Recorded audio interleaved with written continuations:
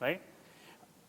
We had, when we started the Indian Republic years ago, a socialistic agenda to start off with, and we started moving into capitalization. I think we need to now start looking at our policies also in such a way that they are friendly to profit.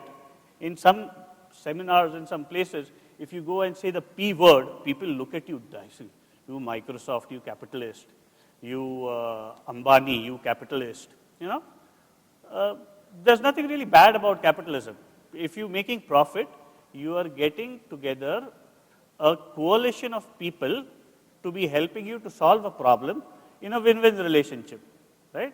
That's what you're trying to do, and that's actually when people will start coming about. The explosion in teledensity started happening when a few telecom companies figured we will make money in this. And when they figured how they will make money, despite the fact that the prices were being cut lower and lower, they will still make money, they will employ people, that whole ecosystem grew, and what we couldn't do in maybe 30 years, we did in 10 years, right? That's how the growth happened. If you think from that perspective, what am I trying to do by rural inclusion? Okay, I'm trying to give somebody a bank account, I'm trying to give him a mobile phone, I'm trying to give him an education. How does that really help me? Is that the end? चलो मैंने एक mobile phone और एक ATM हर गांव वाले को दे दिया. What did that get me? We gave bank accounts, 0 rupee bank accounts to a lot of villagers. What happened? Nothing happened. Those guys didn't even go there to access those bank accounts, right? So if we give them an ATM card, if we give them a mobile phone, what is going to happen? So reaching those guys is not the end objective. It is a means that we have to understand that we are here to enable the means. What is it that we will get out of it?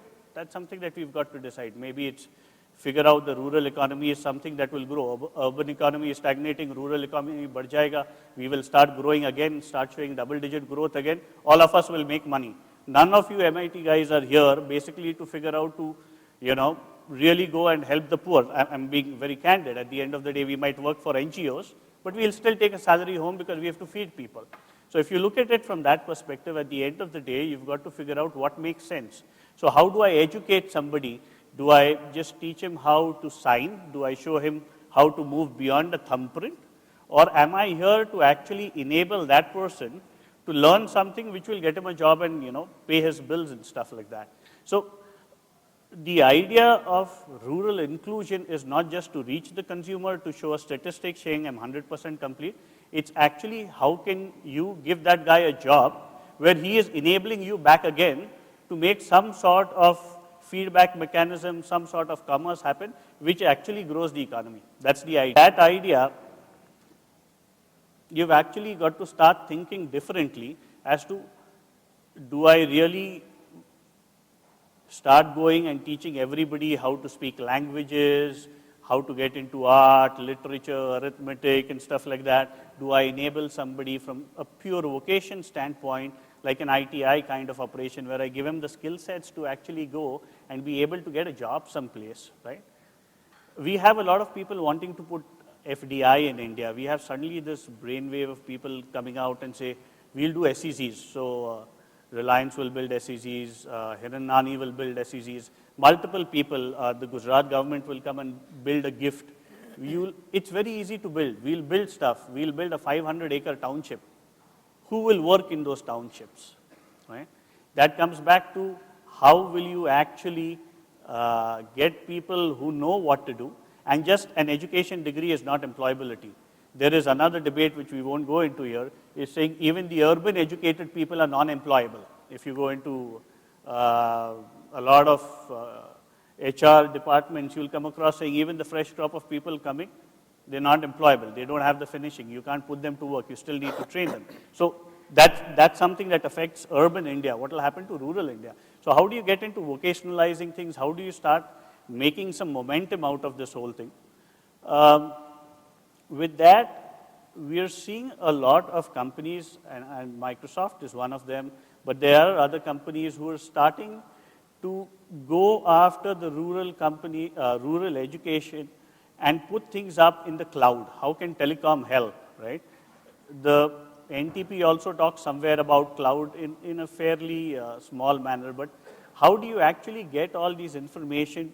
How do you get the content? How do you get this vocation to actually people who are sitting in villages and give them a chance of a job? Teaching somebody reading, writing, a little bit of computer literacy might be enough for him to go into a small place and get an administrator's job, right? Telling somebody a little bit of technical sets and working routers and switches might get him an IT job. So these kind of things is what we've started seeing the proliferation of. Companies are investing in putting up their infrastructure and their content into the cloud, which can then be leveraged by the people in rural India. And I totally understand Vishwas's point. I mean, you might put all the content in the cloud, but how does a guy in the village actually understand ये cloud क्या होता है? मुश्किल से phone इस्तेमाल कर रहा है. How will he know how to do with the cloud? He'll most probably try throwing it at that. So it's not a quick answer that we have, right? There are lots of people doing public-private initiatives